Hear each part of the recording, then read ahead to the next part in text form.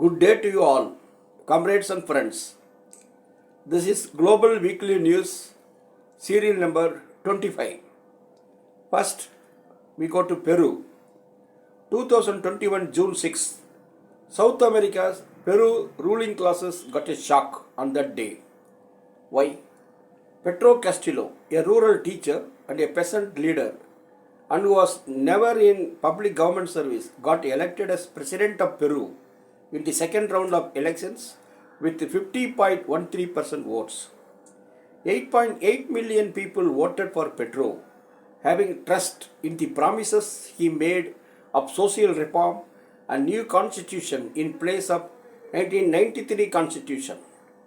Keiko Fujimori was the opponent candidate. She is the daughter of the dictator Fujimori, who is in jail now. People voted against the new liberal policies and government repression. But in the Congress, though Pedro Castillo won the presidency, in the Congress, that is Parliament, the rightist forces are in a majority. Industrial associations of Peru gave a call to throw off communism. They instigated protests and strikes against Pedro Castillo. Former military personnel, in alliance with supporters of rightist dictator Fujimori, called upon the people to remove Castillo's rule by violence. Government officials and left-leaning journalists were threatened. Within a few months after Pedro Castillo was sworn in as the President of Peru, the rightist forces alleged false corruption charges against Castillo. They discussed with the rightist German Foundation about amending the constitution in such a way as to quickly dismiss the president. Millions of poor, the black people and the indigenous people voted for Pedro Castillo, which the ruling corporate elite classes could not just digest. Pedro was removed by his Free Libre party. Pedro failed to mobilize the majority peasants and indigenous people to sustain his rule. Instead, he yielded to the pressure of the rightist forces and changed the cabinet 4 times. But still, an impeachment motion or no confidence motion was brought in the Congress, and Pedro lost the confidence of the Congress. A few hours before this, on 7th December, Pedro declared emergency and night curfew from 10 p.m. onwards. But these could not be implemented. Pedro was arrested and imprisoned immediately. The Vice President Boluarte was sworn in as the new president. In Latin American countries, the corporate elite classes want to remain in power, and for this they will go to any extent, like the use of lawfare. Lawfare means the legal battle, etc. Peru is an example for this. People in thousands protested in the streets, demanding the release of Pedro. In the firing by the security forces, 7 people got killed. Due to pressure of the people, the government had to announce early elections to the Congress. Comrades and friends, let us go to the second item. Foreign trips by Chinese President Xi Jinping. After COVID-19, Chinese President Xi Jinping visited foreign countries twice. Firstly, he went to Kazakhstan and Uzbekistan to attend SCO meet, Shanghai Cooperation Organization. While India, Pakistan, Russia, Iran, Turkey are the members of Shanghai Cooperation Organization. Secondly, Xi Jinping visited Saudi Arabia to take part in Gulf Cooperative Council Summit. He met both the King and Prince of Saudi Arabia. Negotiations were mainly centered on economic issues. Many countries started to snap ties with the Western countries' banking system after 2008-9 World Economic and Financial Crisis. They started to talk about free trade with China. The talks were broken due to conflict between Saudi Arabia and Qatar in the interim period. Now the talks have again resumed. China purchases 25% of oil production of Saudi. China is trying to make payments through Chinese currency instead of US dollars. Saudi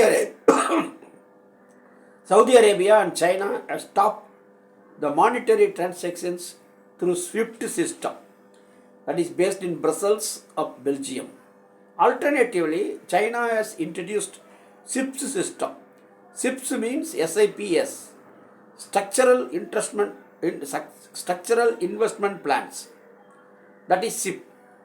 China is trying to make payments through Shanghai Petroleum and National Fuel Exchange. Western countries make complaints about human rights in the Gulf region. The Gulf countries are now looking at East. Gulf countries are interested in manufacturing flying cars. China is ready to give the technology for that along with 5G technology. Comrades and friends, we go to Sudan. How the left is persistently trying to protect the December Revolution. In Sudan of Africa, the revolutionary forces brought down the dictatorial rule in 2018 December. This is called the December Revolution, but they could not form a government of their choice. Interim military rule was established. That was also brought down in 2021 October through a coup by Military General Burhan. Now on 5th December, forces of freedom and change, centrists and right political parties made an agreement with military rule. As per this agreement, elections will be held after 2 years. Meanwhile, a transitory civilian military joint rule will be there. When these talks were going on, a mile away, thousands of people were protesting against this agreement. Security forces used tear gas and grenades to disperse the crowd. Resistance committees, RCs, to protect the December Revolution are functioning at local levels. The protesters belong to the committee. 120 were killed and 7,000 got injured due to repression by the military. More than 5,000 resistance committees declared no negotiation, no joint military civilian transitory government, and no compromise. Military rule shall be withdrawn, and the generals who killed the people should be prosecuted. These are the demands of the resistance committees. As per the agreement, Security and Defense Council will be formed under the Prime Minister. Military will be represented only in this council, that's what they say. But after finalization of the agreement, the military will be totally immune from prosecutions. After 2021 October coup, economic conditions have deteriorated in Sudan. The staple food prices went up 260%. 1 in 3 people suffer due to hunger. The civilian military joint transitory government will follow the retrograde policies of International Monetary Fund, IMF. Comrades and friends, we go to Argentina, another Latin American country where the lawfare is used against the leftists.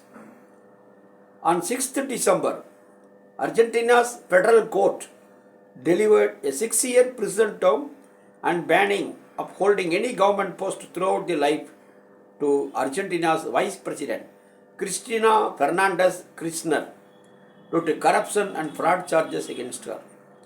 Cristina Fernandez was the President of Argentina between 2007 and 2015. A 3-judge panel found Cristina guilty of fraudulent administration and diverting nearly $1 crore in government funds through public works contracts during her presidency. The verdict corresponds to the trial known as the road management case, in which Cristina was accused of having formed an illicit association with 13 others to irregularly award 51 overpriced public works contracts to a company belonging to a businessman, Lazaro Paez, and share the surplus. Paez was a friend and a business associate of Cristina's late husband and former president Nestor Kirchner, who was the president between 2003 and 2007. 8 of Kirchner's co-accused, including Paez, were also found guilty and sentenced to between 5 years, 6 years, and half a year in prison. 3 were released and another one case was dismissed. Christina had rejected and denied these accusations during 3 years of hearings. In a live stream after the verdict, Christina reiterated that the charges were politically motivated. She denounced that the sentence against her originates from a lawfare, a common form of artificial. She denounced that the sentence against her originates from a lawfare, a common form of political warfare in the region that involves politicians, the judiciary, and the media working together with a view to smearing leftist leaders as corrupt. The laws or the budget were approved by legislators. She said that she was not facing a trial but was before a true firing squad. Even when the trial began on 2nd December 2019, the sentence was already written. In September of this year, following the assassination attempt against her, she said that they want me dead or imprisoned, while announcing hate speech and aversion expressed to her in the media by the opposition forces. It is unlikely that Christina will serve prison term as she has immunity due to her role as vice president. She has the right to appeal against the verdict up to the Supreme Court. She may even contest for the president's election in 2023.